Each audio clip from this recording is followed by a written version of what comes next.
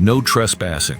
The no trespassing sign was old and weathered, its red letters faded, clawed by time and the relentless grasp of ivy. It stood at the entrance to Hollow Creek Woods, where the trees were gnarled and blackened, their twisted branches stretching toward the sky like skeletal fingers. The locals spoke in hushed tones about these woods, warning outsiders to stay away. People go in, but they don't come out, the bartender at Miller's Tavern had muttered to Ethan and Amara the night before. Ethan had laughed it off. Urban legends didn't scare him. Amara, however, wasn't so sure. Now, as they stood before the sign, a thick fog creeping between the trees, she hesitated. "Ethan, maybe we shouldn't." "Come on, Amara," Ethan said, flashing his usual reckless grin. "It's just a bunch of trees. We'll be in and out before dark." Amara sighed, but followed. The crunch of leaves underfoot filled the silence as they ventured deeper. The air was damp, heavy with the scent of decaying wood and something metallic like rust or blood. They walked for what felt like hours. The deeper they went, the more unnatural the forest felt. The trees leaned inward as if whispering secrets. Then they found the cabin. It sat in a clearing, its wooden walls blackened with age, the windows shattered. A faint flicker of movement inside made Amara grab Ethan's arm. "Did you see that?" she whispered. Ethan shook his head but stepped closer. "Probably just an animal." Amara's gut twisted. "Then why is there a light on?" Ethan ignored her and stepped onto the porch. The wood groaned beneath his weight. A tattered curtain fluttered inside, as if something had moved past it. Then they heard it. A woman's voice, soft and pleading. "Help me." Amar's breath hitched. "We need to go." But Ethan had already pushed the door open. The inside was eerily clean, untouched by time. A wooden table stood in the center of the room, with a single chair beside it. A tape recorder sat atop the table, playing the same desperate plea. "Help me, please." Amara's skin prickled. "Ethan, this isn't right." Then, the floor creaked behind them. They turned just as the door slammed shut on its own. The room darkened. The wall seemed to shift, warping and breathing. A putrid stench filled the air, like rotting meat. Amara's stomach lurched. Then, a whisper drifted through the air. Not from the recorder. "You shouldn't be here." Ethan grabbed Amara's hand, yanking her toward the door, but the handle wouldn't budge. Something moved in the shadows. A figure emerged from the darkness, a woman, her skin gray and waxy, eyes sunken, lips split. Her dress was torn, stained with something dark. Her fingers twitched unnaturally. Ethan took a step back, pulling Amara with him. "Who are you?" he managed to choke out. The woman lifted a trembling hand and pointed behind them. Slowly, Amara turned. The tape recorder was gone. In its place was something far worse. A photograph, old and yellowed, of two bodies lying in the dirt, their faces contorted in agony. Ethan and Amara's faces. Amara's scream caught in her throat. Her legs trembled. "What the hell is this?" The woman's whisper grew softer. "You must leave, before he comes back." A loud bang echoed from the back of the cabin. The woman's head snapped toward the noise. Her face twisted in terror. "Run!" The door flew open. Amara didn't need to be told twice. She grabbed Ethan's arm and bolted. The woods were darker now, the trees closer. The branches seemed to claw at them, snagging their clothes. A heavy presence loomed behind them, something fast and inhuman. They ran until the no trespassing sign came into view. But before they could reach it, Ethan tripped. Amara turned, gasping. "Ethan." His eyes were wide, his face pale. I can't move." Something unseen held him down. The air around him shimmered, warping like heat waves.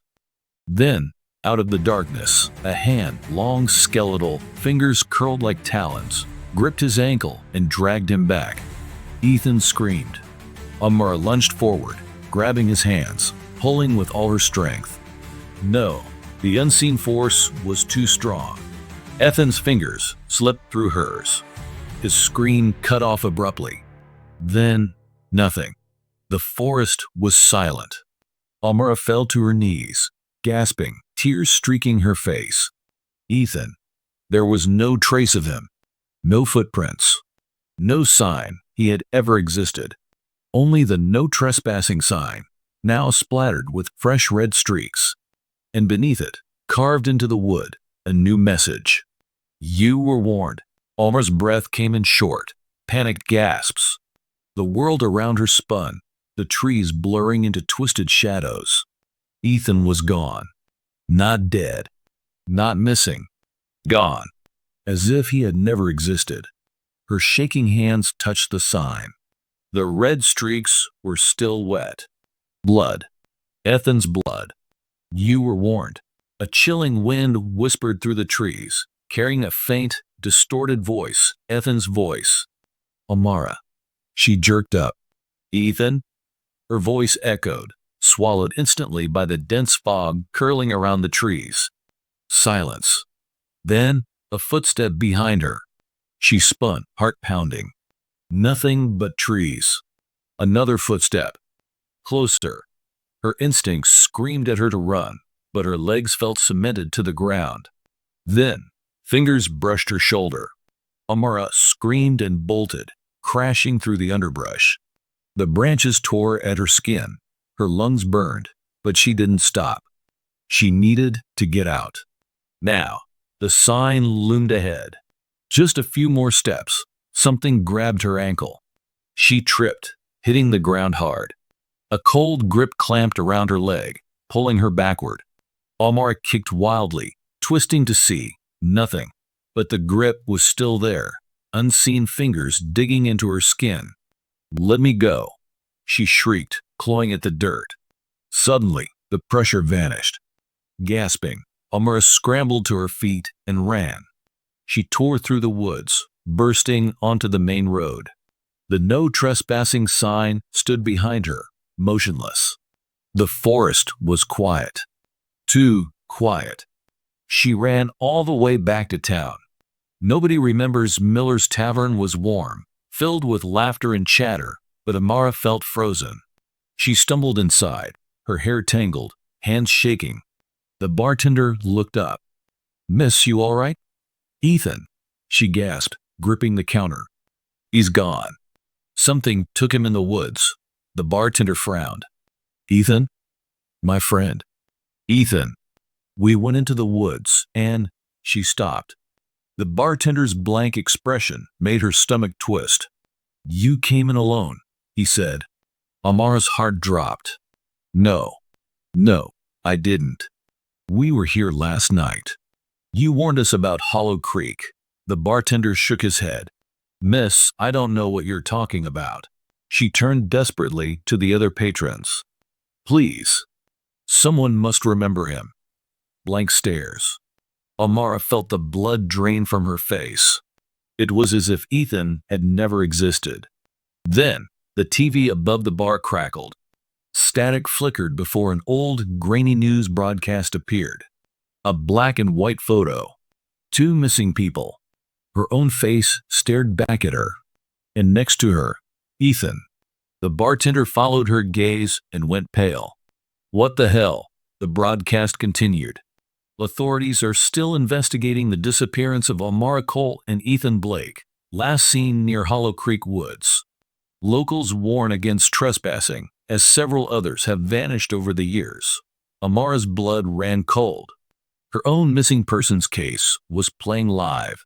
She took a shaky step back. The bar flickered like an old film reel.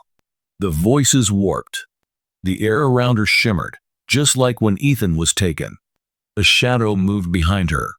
A whisper brushed her ear. You shouldn't be here. The world lurched, and everything went dark. Trapped Amara's eyes fluttered open. The air was damp, cold. She was lying on the floor of the cabin. The table, the chair, the tape recorder. She shot up, chest heaving. No, No, no, no. She had escaped, hadn't she? The door was closed. The windows were boarded up. And then a familiar voice from the recorder. Help me, please. Her own voice. Amara's throat clenched. This was how it started. The cycle. The trap. Then, outside, she heard it. Footsteps. Someone approaching the cabin. A new voice. A man's voice. Did you see that? A second voice. A woman's. Ethan, maybe we shouldn't. Amara's stomach dropped. She stumbled to the window, peering through a small crack. Two figures stood outside. A young man and a young woman. Another Ethan. Another Amara. No, not them. New victims. The door creaked open. Amara turned and saw herself standing in the shadows. A broken, trapped version of herself. She opened her mouth, but the only words that came out were, "You shouldn't be here." The door slammed shut. The cycle continued.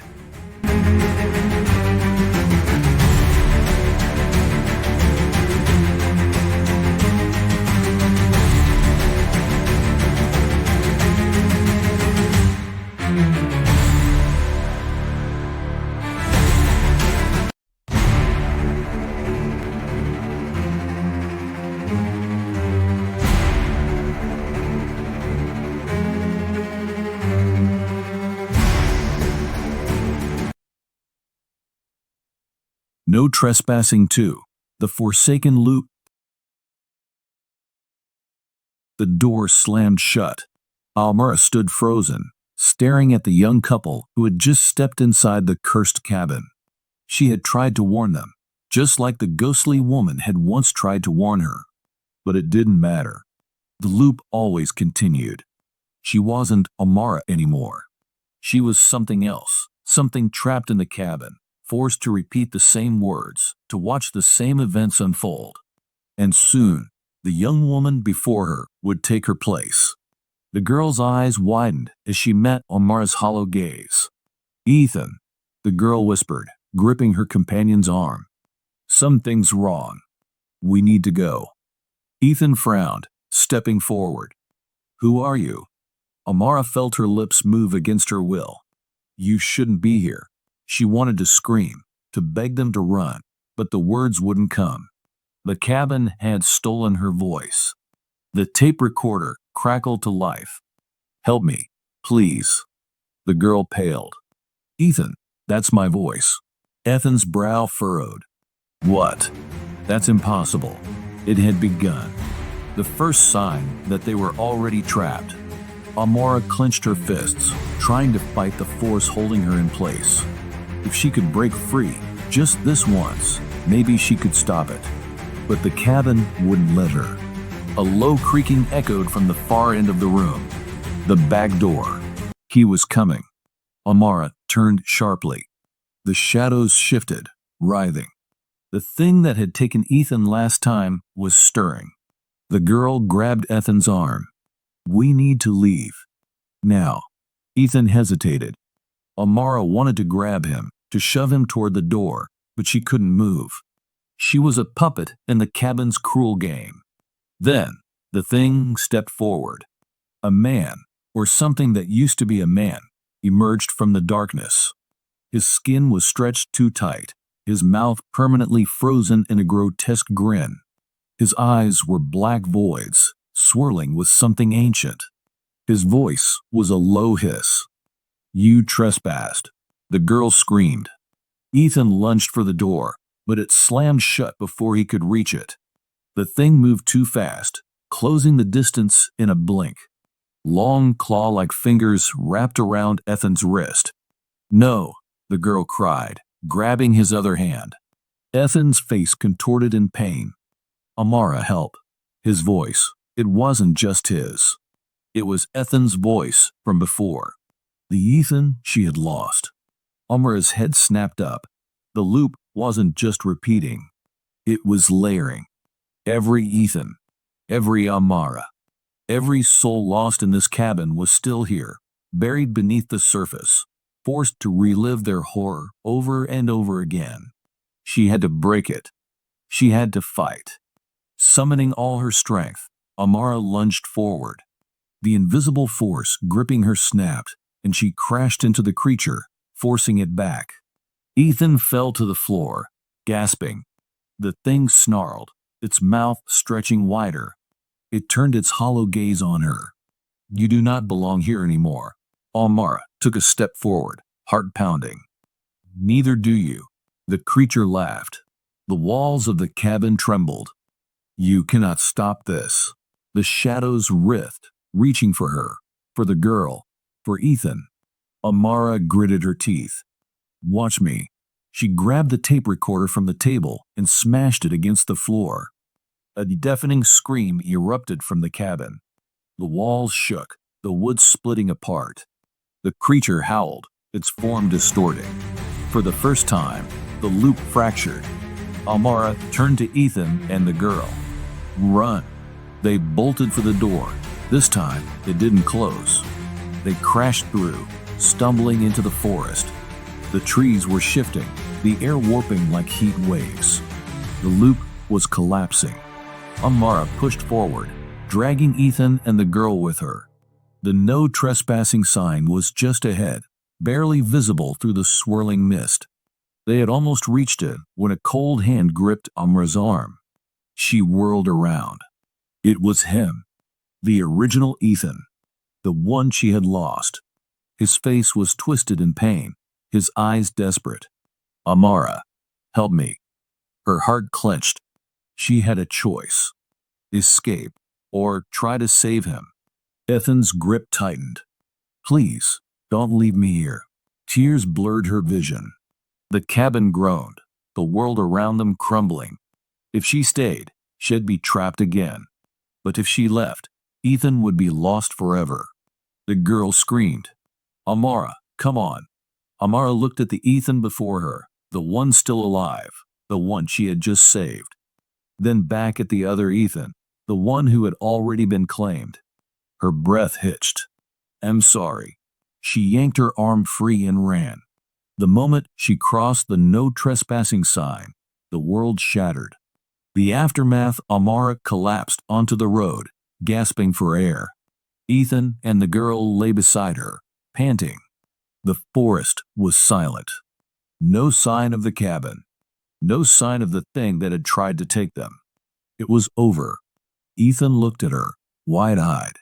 "What the hell just happened?" Amara didn't answer. Instead, she turned back toward the woods. The "no trespassing" sign still stood, but the blood was gone. The words were faded, as if no one had touched them in years. A slow chill crept down her spine. Had she really broken the loop? Or had she just reset it? Then a whisper drifted through the air. Soft. Familiar. "You shouldn't be here." Amara's breath caught.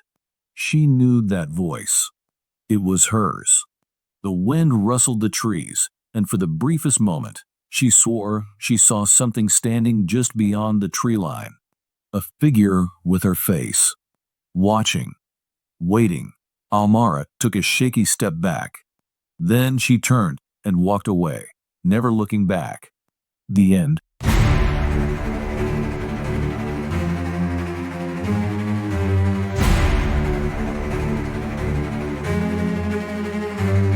No Trespassing 3. The final warning. Amara never spoke about what happened in Hollow Creek Woods. Not to Ethan. The final warning. Amara never spoke about what happened in Hollow Creek Woods. Not to Ethan. Not to the authorities. Not to anyone. She should have been grateful to be alive, but she couldn't shake the feeling that something wasn't over. Because every time she closed her eyes, she saw it. Her own face. Watching from the trees. 1 year later, the nightmares never stopped. Neither did the whispers. "You shouldn't be here." At first, Amara convinced herself it was paranoia. Trauma. A mind playing tricks after surviving something unexplainable. But then, Ethan vanished. He had been fine the night before. They had dinner. talked about finally moving past Hollow Creek. But when Amara woke up the next morning, his bed was empty, his car still in the driveway, his phone on the nightstand. No forced entry, no struggle, just gone, just like before. Panic clawed at her chest. She called the police, but deep down, she already knew. The forest had taken him back. The return to Hollow Creek, Amara stood at the entrance to Hollow Creek Woods, staring at the no trespassing sign. She had vowed never to return, but this wasn't about her anymore. She stepped past the sign. The air felt wrong, too still, too cold. The trees seemed to lean inward, as if the forest recognized her. Then, a voice, soft, familiar. Help me, please. Amara's breath hitched. Ethan. She ran, branches clawing at her arms, shadows twisting at the edges of her vision. Then, the cabin appeared, exactly as it had before. Amara's stomach churned. It was waiting for her. She pushed the door open. Inside, the tape recorder sat on the table, just as she remembered. The air was thick, suffocating. And then, she saw him. Ethan stood in the corner, facing the wall, unmoving. Ethan. Amara rushed forward, grabbing his arm. We're leaving now. Slowly, he turned. Amara's breath caught. His eyes weren't his anymore. They were black voids, swirling with something ancient. His lips curled into a too-wide grin. You shouldn't be here, he whispered. Amara stumbled back, horror slamming into her chest. No. The shadows around Ethan shifted, breaking apart. Another Ethan. And another. And another. Layer upon layer of all the Ethans who had ever been trapped here. Dozens. Hundreds. Lost souls piled on top of each other. And in the center, herself. The other Amara stepped forward, identical in every way except for the emptiness in her eyes. You didn't escape, the doppelganger whispered. You just bought time. The realization hit Amara like a thunderbolt. She had never broken the loop. She had only delayed it. It always came back for the ones who left. And now, it wanted her. The doppelganger tilted its head. You have two choices. The shadows swirled, the walls trembling. Stay, the other Amara whispered, and take my place. Or run, and let it take someone else in your name. The weight of the choice crushed her. If she left, someone else would be pulled in. Another girl. Another Ethan. The cycle would continue. But if she stayed, it would end. Her pulse pounded. Ethan's voice, his real voice, broke through the chaos. Amara. His blackened eyes flickered like something was fighting to surface. Don't let it win. Tears burned her eyes. She had one chance. The doppelganger reached for her. Choose. Amara grabbed the tape recorder and smashed it one last time. The cabin erupted. A deafening scream filled the air, the walls collapsing, the darkness unraveling. Amara threw herself at Ethan, dragging him toward the door. The forest shrieked, trying to hold them in. She ran faster. Faster. The no trespassing sign was just ahead. She crossed it, and everything went white. One final warning. Amara woke up in the middle of the road, gasping. Ethan was beside her, unconscious but breathing. The forest was silent. No sign of the cabin. No sign of the other Amara. She had done it. She had broken the loop. Or so she thought. Because when she turned her head, the no trespassing sign had changed. The words had been replaced. A new warning. A name. Her name.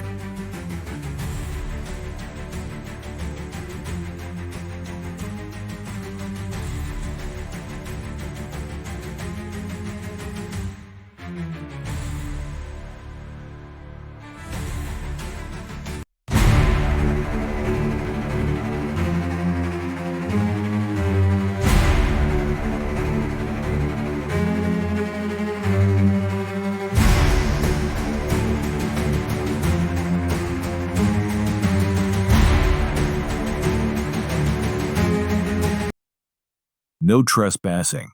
The vanishing path. The no trespassing sign still stood. Weathered. Worn. But this time, the name beneath the warning had changed. Amara. Detective Lena Graves leaned in, brushing her fingers against the faded letters. This wasn't the first time she had investigated Hollow Creek Woods. People vanished here. Some returned. Most didn't. But what made this case different was the woman who had returned. Amara Sullivan. She had stumbled out of these woods months ago with a man named Ethan, both of them barely alive. They had refused to talk about what happened. Then, Ethan disappeared. Again. And now, so had Amara. Lena exhaled, pulling out a notebook. The town had whispered about this place for decades. But this wasn't folklore. This was real. People came in. People never left. And now, it was her turn to find out why. The first steps into the woods, Lena wasn't superstitious, but something was wrong here. The moment she crossed the boundary, the world changed. The air felt thicker. The silence too deep. Her radio crackled. "Detective Graves, do you copy?" Lena pressed the receiver. "Yeah, static." Her stomach clenched. She had barely walked 5 feet in. This wasn't normal. She took another step forward. The trees shifted. For a split second, it was as if the entire forest had breathed. She turned sharply, scanning her surroundings. The sign was still there, but something else was too. The trail. It hadn't been there before. A thin, winding path stretching deeper into the woods. And at the very end, a flickering light. Lena's grip tightened on her flashlight. A house. No. A cabin. The same one Amara and Ethan had been found near. She swallowed hard. And then, a voice whispered from the trees. "You shouldn't be here." The cabin Lena's instincts screamed at her to turn back. But she had come for answers. She stepped onto the rotting porch and pushed the door open. Inside, the air was thick with dust, stale and unmoving. A tape recorder sat on a table, and across the room, a woman stood facing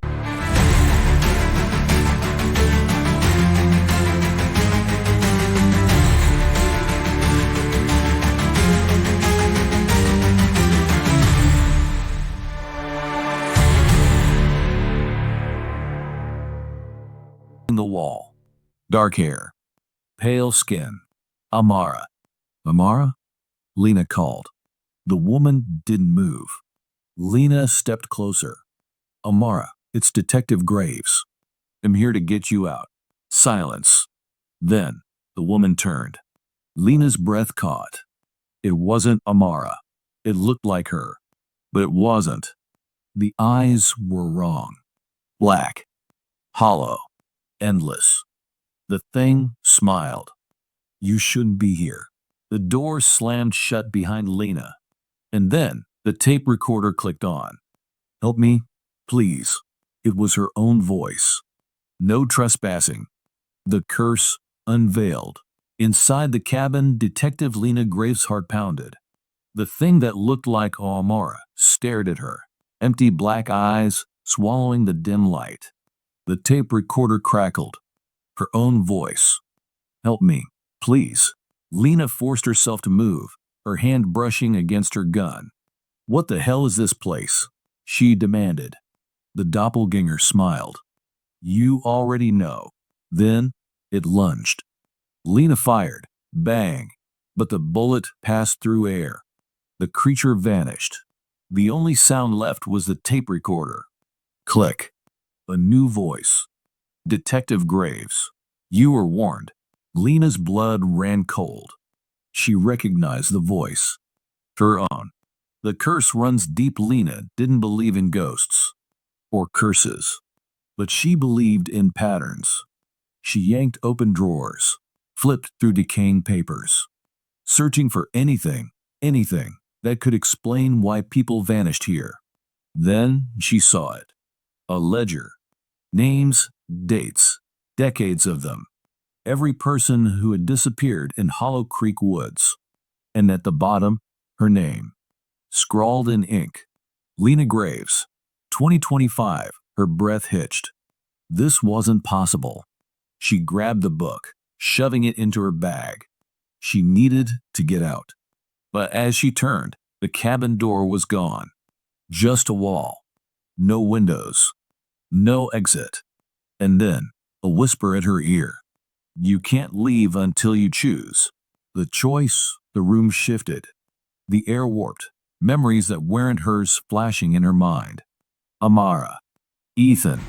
Others before them. Every single one had faced the choice. Stay, or let someone else take your place. Lena's pulse pounded. No, she refused. There had to be another way. She reached for her radio. Static. Her flashlight flickered, a second too long.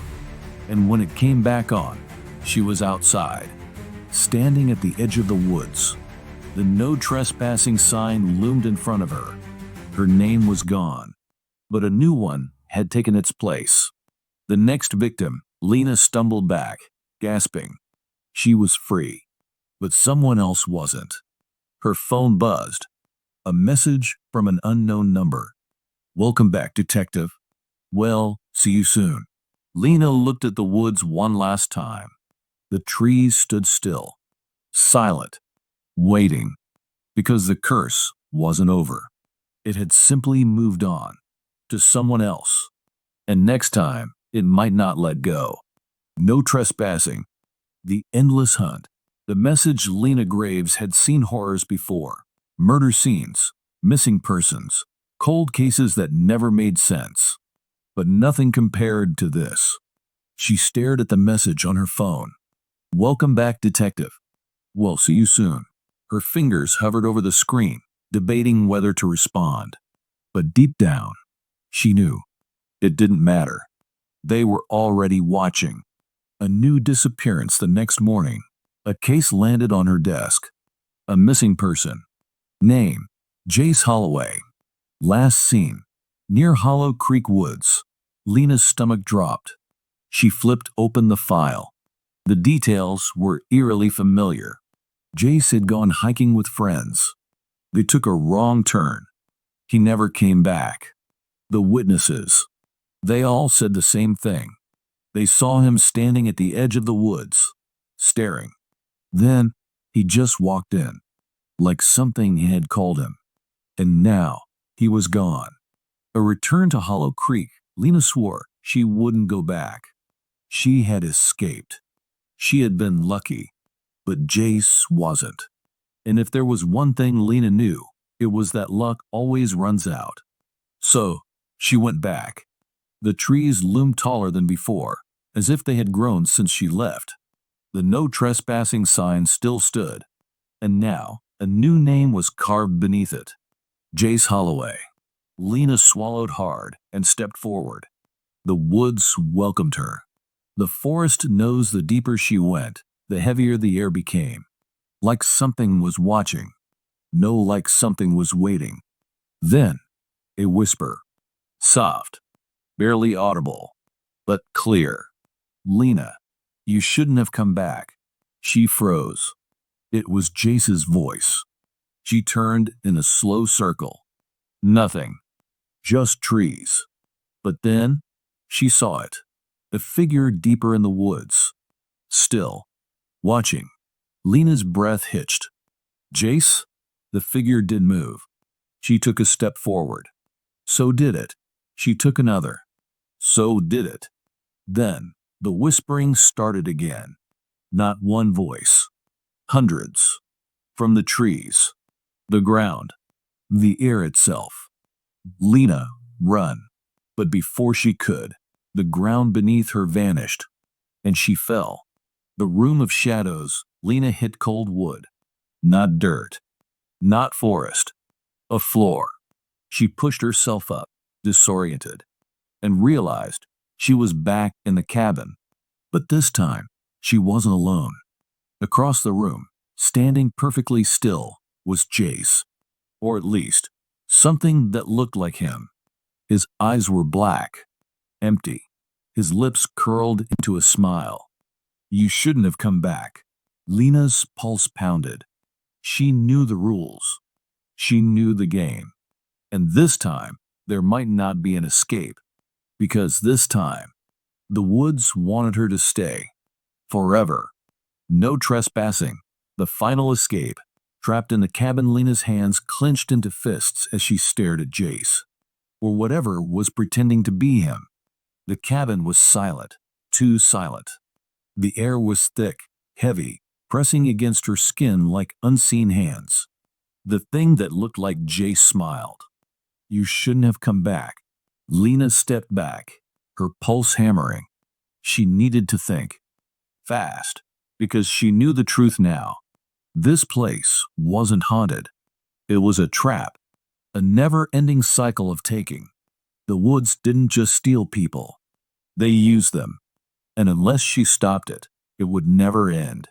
The ledger of names, her eyes darted around the room. The cabin had to hold answers. She spotted the ledger on the table, the one that had listed her name before. She snatched it up, flipping through its brittle pages. Hundreds of names. Each one belonged to someone the woods had taken. Some names were crossed out. Some weren't. And then, at the very bottom, Jace Holloway. The ink was fresh. Lena's throat tightened. That meant he was still alive.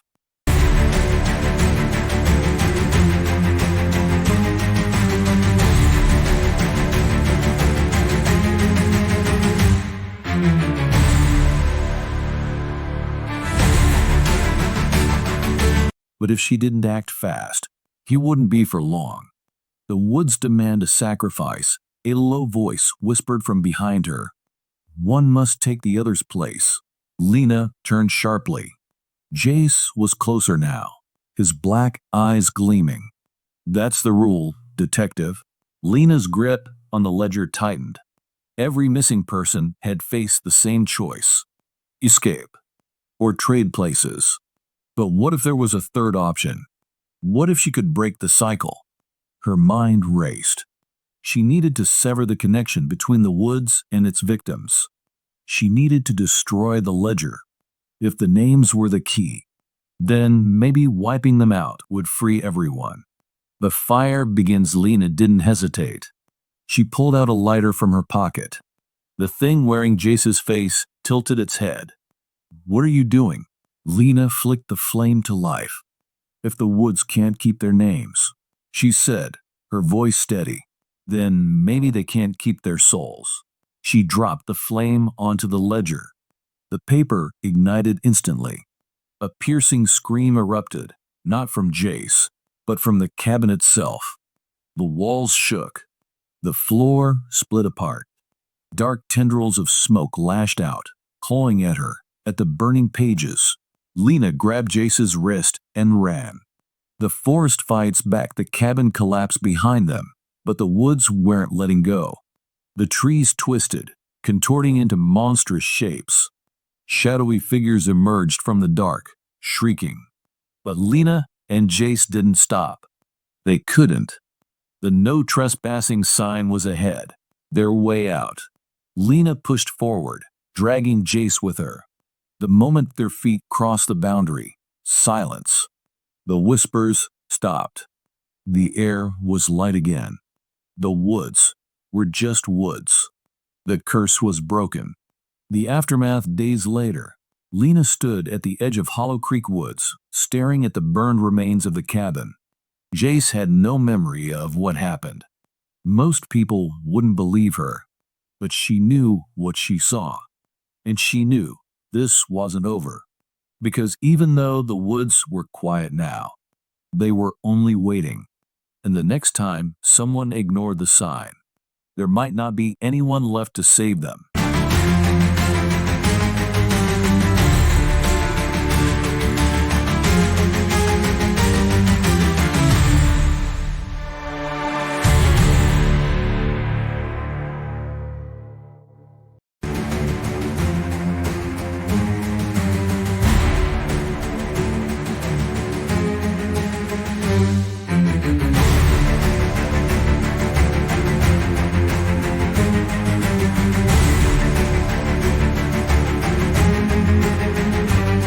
No trespassing.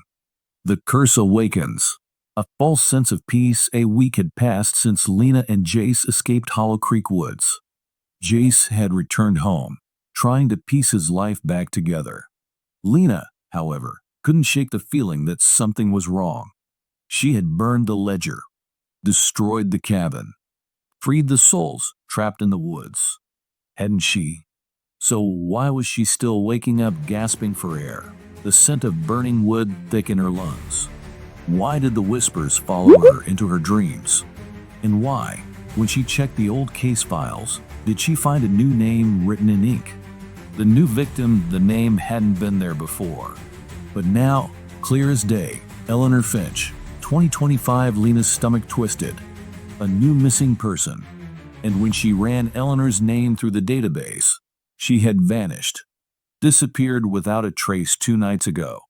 Lena gripped the edges of the file. The woods should have been dead, but they weren't. They were just hungry again. The warning that night, Lena sat in her apartment, staring at the case file. Then, her phone buzzed. Unknown number. You didn't finish it. Her blood ran cold.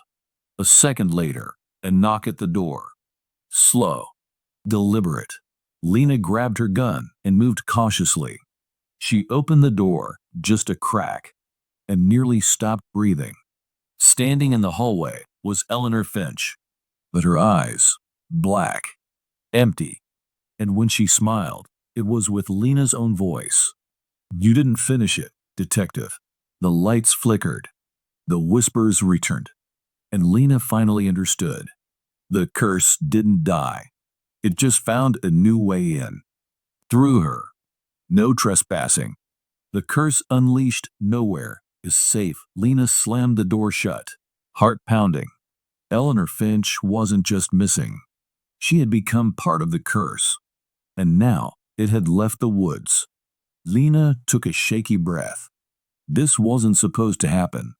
The woods had always kept their victims inside, but now something had changed. Something had followed her home. The whispers slithered through the apartment. You didn't finish it. The lights flickered. The shadows moved. And then her phone buzzed again. Unknown number. It's spreading. A second later, her apartment window shattered. A city-haunted Lena drove through town at dawn, scanning the streets. It wasn't just her apartment. The town had changed. People moved strangely. Their eyes lingered too long. Shadows stretched where they shouldn't. And then she saw it. A no trespassing sign. Not in the woods. In the middle of downtown. Nailed to a street lamp. The letters carved deep, bleeding black. The curse wasn't waiting for victims to come to it anymore. It was coming to them. Jace's revelation. Lena had one person she could trust. She banged on Jace's door. He answered, eyes dark with exhaustion. Tell me you felt it, she said. Jace rubbed his face. I haven't slept. I keep hearing. You didn't finish it. They both froze. That wasn't Jace's voice. The whisper came from inside the apartment. Jace grabbed her arm. Lena, there's something you need to see. The marking. Jace led her to his bathroom. Turned on the light. Lena's breath caught. Scratched into the mirror, the walls, the ceiling, names. Hundreds of them. Some crossed out. Some fresh. And at the bottom, Lena Graves. Jace Holloway. Eleanor Finch. And below them, more names were appearing, letter by letter, as if an invisible hand was carving them in real time. More victims. The curse wasn't just spreading. It was choosing. Nowhere left to run. Lena clenched her fists. I burned the ledger. I destroyed the cabin. Why is this happening? Jace's voice was barely a whisper. You didn't burn the woods. The truth slammed into her like a freight train. The woods had been the source all along. The curse wasn't in a book. It was alive. And now it was growing. Jace exhaled. Lena, I think it's trying to take the whole town. The whispers in the room grew louder. You didn't finish it. And then, outside, the first scream. Lena rushed to the window. People were running. Shadows stretched across the streets, swallowing streetlights, storefronts, homes. The curse had broken free, and now it was everywhere. The final choice, Lena turned to Jace. We have two options. One, she said, we run. Jace swallowed hard. And the second? Lena looked at the growing darkness outside. We go back. To the woods. Jace paled. And do what? Lena's jaw tightened. We burn it all down. Jace stared at her. And outside, the town began to disappear.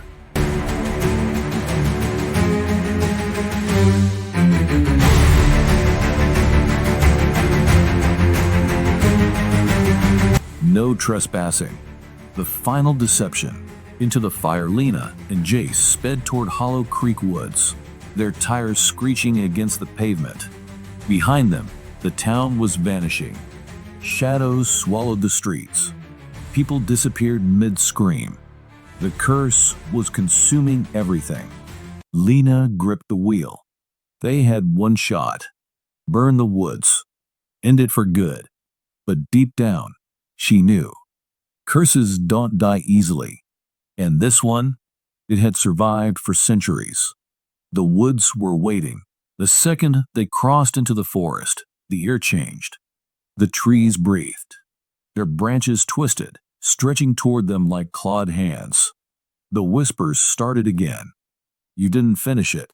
Jace lit a Molotov cocktail. Let's finish it now. Lena struck a match. Together, they threw the flames. The fire caught instantly. The trees shrieked. The ground trembled. But then, the flames turned black, and the fire started, burning backwards. The curse's trick. Lena's stomach dropped. This wasn't normal fire. This was the curse protecting itself.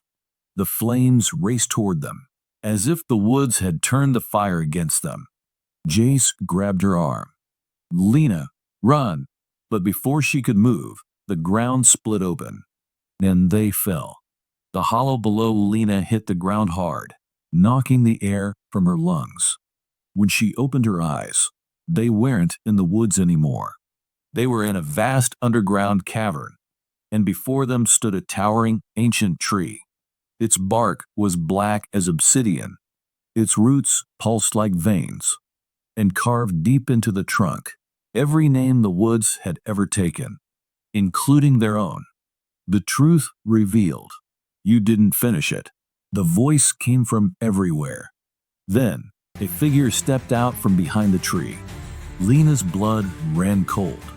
It was her, an exact copy of herself, eyes black, smile twisted. Jace tensed beside her. Lena, what the hell? The other Lena grinned. You thought fire could stop it, she whispered. This isn't a curse, detective. Her voice was cold, sharp as glass. It's a bargain. Lena's heart pounded. What do you mean? The copy stepped closer. The woods don't steal people. They take what they are owed. Lena's breath hitched. Someone let the curse in. Someone agreed to the first bargain. And as long as their name remains, the copy's black eyes gleamed. The woods will never die. The first name, Lena, turned back to the ancient tree. She understood now. This wasn't just a list of the lost. It was a contract. And at the very top, the first name ever taken. Arthur Holloway, 1684. Jace's breath hitched. That's my last name. Lena's stomach dropped. The Holloway family had been tied to this curse for centuries. Jace wasn't just a victim. His bloodline started this. And unless they erased the first name, the curse would never end. One final trick. Lena pulled out her knife. She had to carve the name out, erase it. But the second her blade touched the bark, the cavern started collapsing. The other Lena laughed. The woods will not be cheated. Jace grabbed Lena's hand. Do it. Now. The shadows rushed toward them. Lena slashed the name, and the world exploded in light. The aftermath. Lena woke up on the ground. The woods were gone. Not burned. Not destroyed. Just gone. Jace lay beside her, unconscious but breathing. The sky was clear. The town was back. And for the first time in centuries, the whispers were silent. But then, days later, Lena sat in her apartment, exhausted but relieved. She had done it. The curse was over. Until her phone buzzed. She hesitated, looked at the screen. Unknown number. You didn't finish it. Lena's breath caught. Then, a knock at the door. Slow, deliberate. She turned the handle, and standing there was Jace. His eyes were black, and he was smiling. The curse never dies. It only changes hands.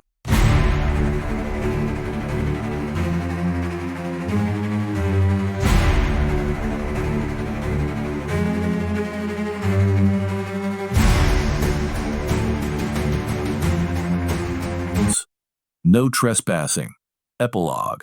The Holloway legacy. 1 week later, Lena sat in her car, gripping the steering wheel so tightly her knuckles turned white. She hadn't slept since that night. Since Jace had knocked on her door, changed.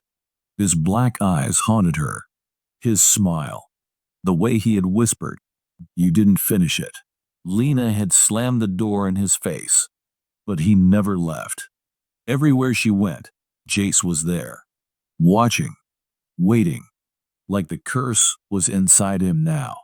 The truth in the archives. Lena had spent the last few days digging through historical records, desperate for answers. If Jace's ancestor had started this, then what happened when his name was erased? And deep in the town's archives, she finally found it. A Holloway family ledger. Inside, a handwritten note from Arthur Holloway himself. The original bargain. The forest does not steal. It does not kill. It chooses. I was the first, but I will not be the last. The price must always be paid. When one name is erased, another must take its place. The final twist. Lena sat back, pulse hammering. The curse didn't end. It just needed a new keeper. And when she had carved Arthur Holloway's name from the tree, it had taken Jace instead. He wasn't possessed. He was the new master of the woods. The last visit. Lena drove to Hollow Creek one last time. But when she got there, the woods had returned. Tall, dark, alive, and standing at the tree line was Jace, his eyes no longer human, his voice an echo of something ancient. You should leave, Lena. She swallowed hard. Jace, I can fix this. I can. He shook his head. No, it's done. The trees shifted behind him. The curse had taken him completely. Lena felt her throat tighten. You're still in there, she whispered. I know you are. Jace stared at her. For a moment, his black eyes softened. And then, go. The shadows closed in, and Jace disappeared into the trees. Lena watched, her heart breaking. She had saved the town, but lost her best friend. The woods are always watching that night. Lena packed her bags. She was leaving Hollow Creek for good. But as she drove away, she passed a no trespassing sign. It was new, the paint still fresh, and carved into the wood, Jace Holloway, 2025. She shivered, because deep down, she knew this wasn't over, and one day the woods would call for her again.